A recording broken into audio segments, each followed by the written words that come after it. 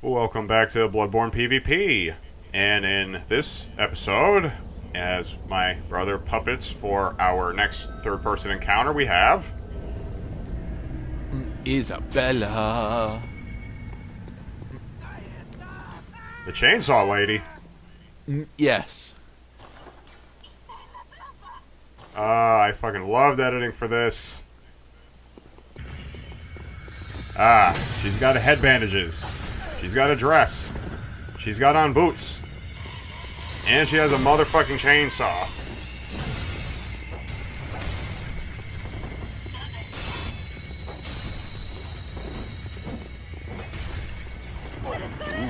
Okay. So what are so the dress that she's wearing? What does that do? Gives her very light armor.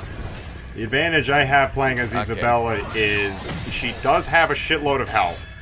I did not show my process as to getting the runes. Yeah, I used false glyph dungeons in order to get the runes for these characters. If you don't know what a false glyph dungeon is, you really should find out what a false glyph dungeon is and what it can do to just help you speed up the character creation process. Otherwise, it would have literally been a pain in the ass for me to get all these characters together, all up to level 74. Chainsaw Lady has been defeated. Now, what is the importance of level 74? Because I've heard you mention that multiple times. It's after some testing, trial and error, I realized that it provided a good middle ground for how I could connect to players, which is honestly a pretty loose system in the first place. You connect to players based on the closeness of their level to yours. So this guy right here is probably between like level 49 and level 99. It also helps me control the difficulty of the fight because you don't want to connect to a level 100 plus player. Also, in the name of game balance, I understand that as level goes up, damage dealt goes up, and your physical defense and the marginal benefit of leveling up does not improve your physical defense. Yeah, higher level fights will probably end that much more quickly. Now, if you want a nice, easy, moderate pace, you want to keep your level relatively low, because these guys don't necessarily want to, play around in multiplayer. This guy just wanted to kill the boss, probably. That's why he was ringing the beckoning bell.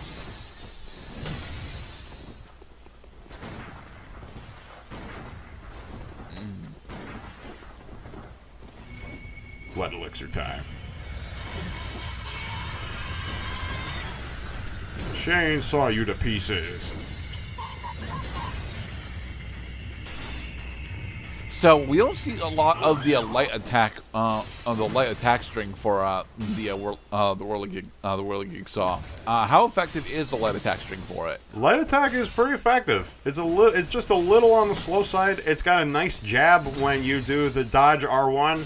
Dodging into R1 gives you a quick step into your opponent. You can attack from a distance.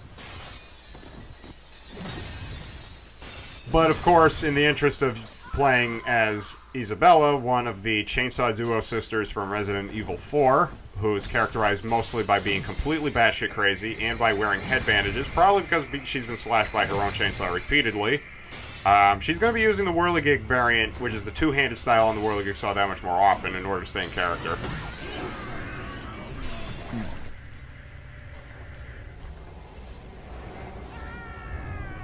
200,000 souls. That's right, baby. All the souls. Unfortunately, I was very Lead Elixir happy for this character. I'm sorry, guys, if you wanted to see non-Lead Elixir gameplay, but I mean, look what's happening right now. I'm in a 2-on-1 fight. I am supposed to lose in this situation. But because of the lead elixir, your stagger resistance is so high that even though you're taking damage, you get to retaliate with heavy attacks relatively nice. Or you can just sit on their fucking head with the whirling active. Ow, ow, bad, pain, dodge. No! Defense plus, Jesus Christ. See, if the Lead Elixir didn't give me plus defense, I would have died right there. No. Said, situation has evolved a bit. I see that I've simplified. The Confederate is now dead, which means that my prey, Leon, is all by himself. He likes Skyrim. You can tell because his name is fucking Dovahkiin. Back up, son. I'm still here. I'm gonna get you. Alright, fuck it. I'm not using Lead Elixir on you. See, I use Lead... Come on, that's Ludwig's Holy Sword. Sorry, the Kirk Hammer. Yeah, that's what it's called. I am really glad that I stopped using Lead Elixir at this point. All I had to do was just unequip it. Because you should not need to use Lead Elixir in order to win a one-on-one fight. You should be very particular with Lead Elixir for two reasons. One, it's cheap as hell to use. People know you're using it. They hate you for it. And second of all, that it is really expensive, and the game only gives you so much of it before you have to grind up the rest. Actually, on the subject of Lead Elixir, the Nightmare Frontier is probably one of the best places to get in-game Lead Elixir because it's easy, accessible, early game, and you can get, let's see, 1, 2, 3, maybe 4 Lead Elixir drops in the whole map, which is pretty good. So what helm was this guy running? Oh, this guy is running the signature helmet of the Executioner faction after I slash his fucking head off. You can get the gold Ardario. Yes, you get the gold Ardario by figuring out how to kill Alfred after... Oh. Yeah, Alfred gives you the gold Ardario while Isabella waits for her prey.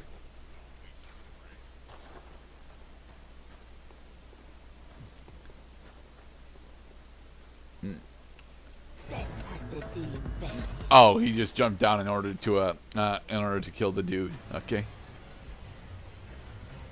I'm gonna do this guy a favor. And whoosh. You're welcome. See, he's into it. Alright, now let's fight. It really does feel like there should be a Dark Souls reference with the Whirligig Saw where you can, at max revolution, you can put it onto the ground and have it just fling at your opponents. Right? Like based on some kind of like a water wheel type of saw. Well, the skeletal saw enemies from the catacombs in Dark Souls 1 is what I'm actually referring to. But yeah. Yeah.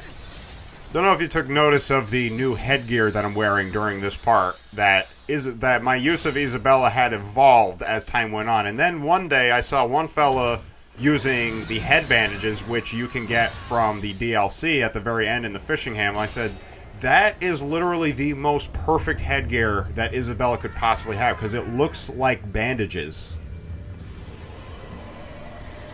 So now, right now, I'm using this cowhide hood, which is also found in the DLC right before the Ludwig boss fight. Okay. You three-shot that dude. Stupid asshole. You thought that you could survive my chainsaw attack.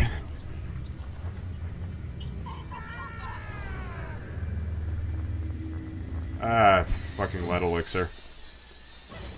Okay, maybe against the Beckoner. Okay, I'll give you that the Beckoner is difficult. And he can do that. Yeah, but that's something that even their cooperators should be able to do, right? Because that's just taking advantage of the parry mechanics. Well, if you can time the parry right, I mean, if you can guess right. However, one of the hardest ways to get the parry correctly is when your opponent is using an irregular pattern to his attacks. The easiest way to get the parry pass off is if your opponent is trying to string attacks. Also latency.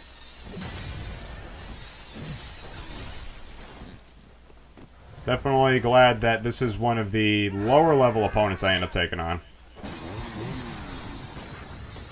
I'll chainsaw you to pieces. So what's the big difference between Dr. Salvatore and Isabella? Isabella does not have an alternate weapon, for one thing. Isabella will also be off-putting to opponents who are expecting, well, how about a male character?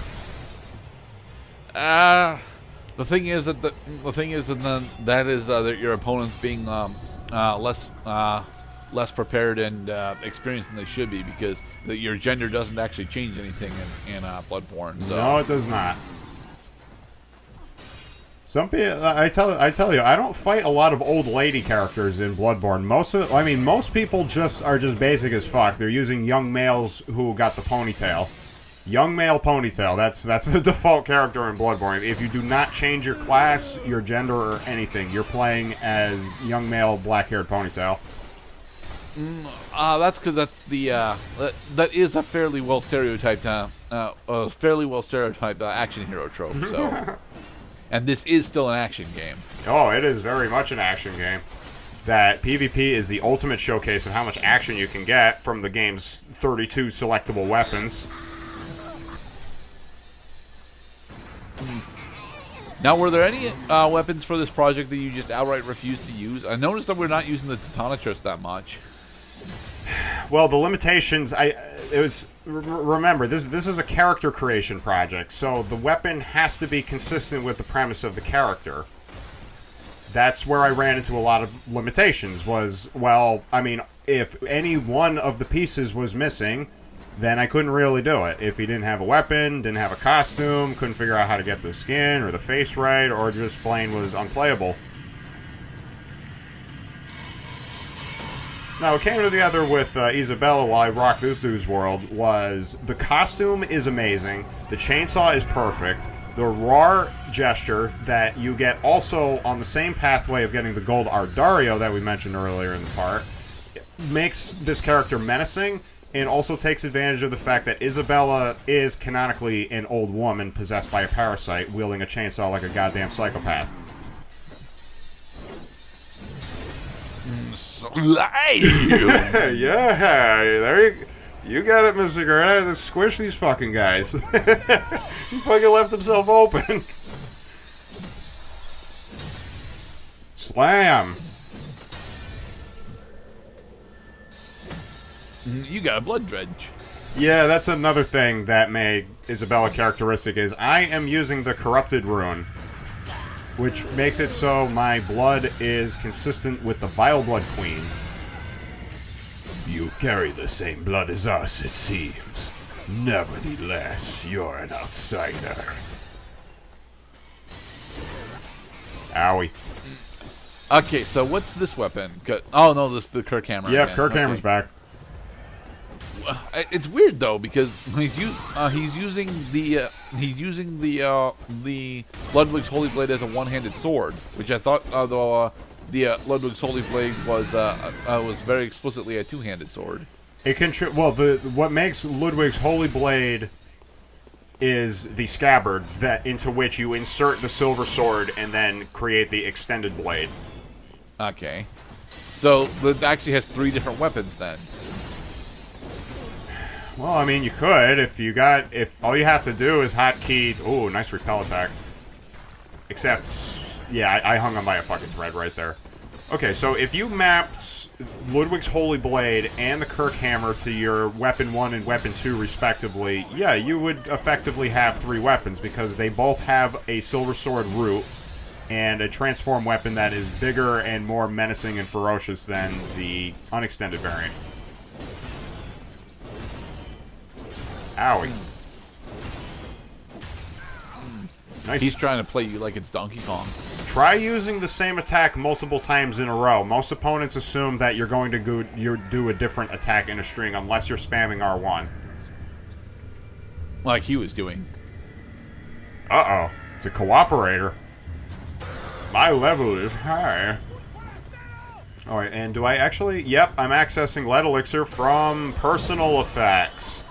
Personal Effects is a thing I did not even go over in our Bloodborne campaign run. It is an alternative items hotkey bar to your regular hotkey bar, which you can alternate from. Personal Effects gives you... It lets you choose from different classes, because one thing I can't stand in this game is when you get tripped on the item you're trying to use because you got tied up in the hotkey menu. Instead, you want to have 2 separate menus ready that are both relatively unvaried in items, so that you're not spending any time at all switching in order to have the correct item. You hit the center controller pad in order to get your personal effects bar, and you hit left and right on your control pad, the button arrow one, in order to get to the other weapon bar. You were just taunting them at that point, Mr. Cloud. Oh, yeah, because I know that they're fucked. These guys are low level, and I'm using Lead Elixir. And I used my last one. See, when I pop my last Lead Elixir, that means I want a roar to say, alright, screw you guys. Oh, wait, no, I do have more. Whoops. Only that it's a 2-on-1 fight. Remember that this is Bloodborne. If you get hit, you stagger. If you stagger, you can't move. If you can't move, you're going to get hit again. If you get hit again, you're going to die. Boom. Game over, son. Prey slaughtered. Game over, bitch. Monolith. Okay. Now we got to the adversary battles. Isabella racked up some fucking terrific kills in this playthrough, mostly because I'm using Lead Elixir like a bitch. Here comes some fool who's not even aware I'm using it. Ooh. He thought he was gonna get cheap shot. And come to find out that I'm a little more durable there, Sonny. Oh shit. He does get the visceral on you, though. Yep, even though you could see if you played that back, you could see a frame when I was actually jumping away, but the game counted it as his hit.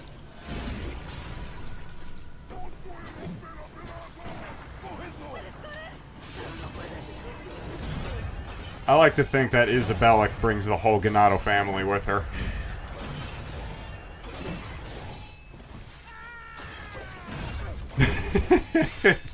And she don't give a fuck if you're hitting her, just like the chain. Dude, the chainsaw bosses in Resident Evil 4 were durable as hell.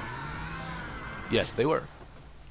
If you had to shoot them not just once, you got to shoot them 3 times to make them stagger, or you're dead. Oh, please tell me this guy's using armor. This guy's not even using armor right now. Cheeky bastard. Well, it makes him significantly faster, and he's using the saw cleaver, too. That actually is not true. In this game, your armor does not affect your movement speed. Well, he's significantly more agile than your last several opponents. He's jumping a lot.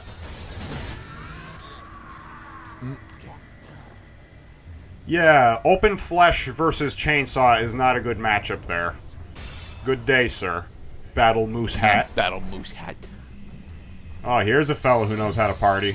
This is one of the longer fights in this video. I really take my time killing this guy. It's a pretty even fight throughout. I'm just glad that I was using I'm glad I'm using the ladder costume that I used versus the butcher mask. Yeah, this guy. To be perfectly honest, I really wish that the Whirligig Saw actually had a riposte on it. I mean, when you're doing the one-handed club thing, I'm pretty sure it's supposed to have a riposte somewhere. What is the consumable that he's throwing at you? Oh, so that is the fucking the anti-heal one. I can't remember what it's called, but it sucks. It says that if you get hit by it, you cannot heal for 30 seconds. You can't use your inventory blood vials. You can't use any special blood vials you might have gotten from characters in the game. So you basically it becomes your task to stay alive. Holy shit.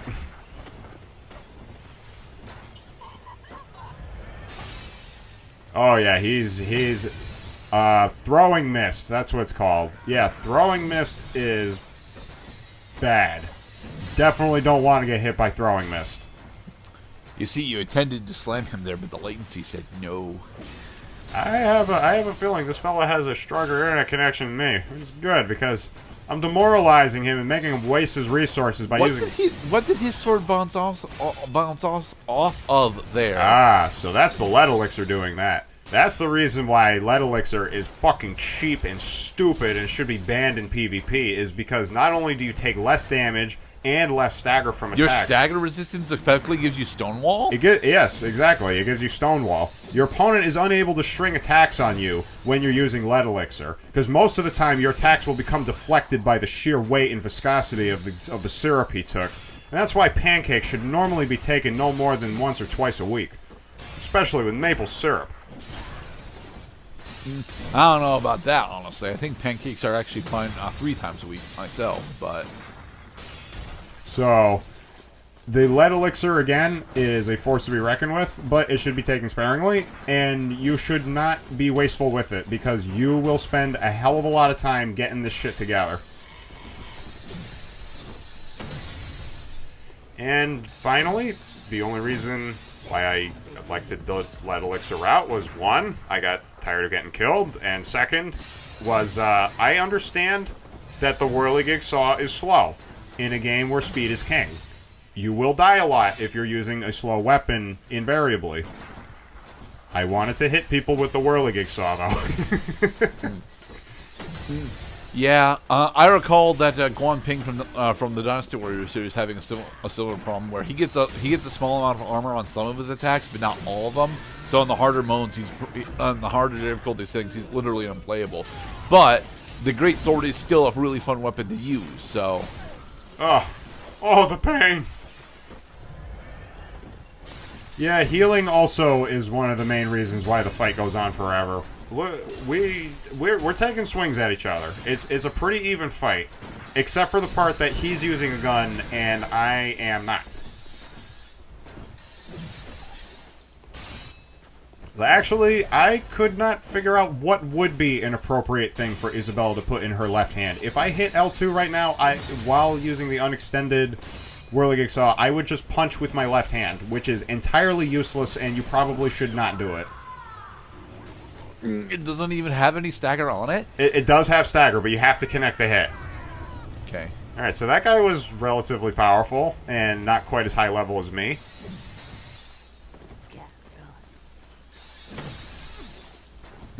Okay, so who do we have here? A guy cosplaying as Ezio? Oh, he's dead. He does kind of look like Ezio. He's using the Executioner garb with the white medical hood from the Healing Church. Yeah, that guy was having a bad day. That was a perfect win. He did not touch me once. And he dropped a lot of points. Mr. Quack. You see, this suit reminds me of Alucard, so... He does kind of look like Alucard. Alright, let's see. Do I use lead elixir? I don't think I'm using lead elixir against this guy. Huh. Alright, so this is probably one of my better kills in the game. Except that he's a dickhead who fucked it up. Yeah, he decided to get his bloody quicksilver, cut his HP in half, and then died 2 hits later. Yep. Ugh. Higher level opponents beware. Just because you're high level does not mean that you're safe or perfect. I think this guy had every intention of blowing the fucking shit up out of me. Yeah, because he's got, you know, what is effectively a demon's tree branch, and then he's doing negative damage to you because thanks to the defense bonuses of lead elixir and the stagger resistance. Ish. Yeah. So what weapon was that? Oh, suicide.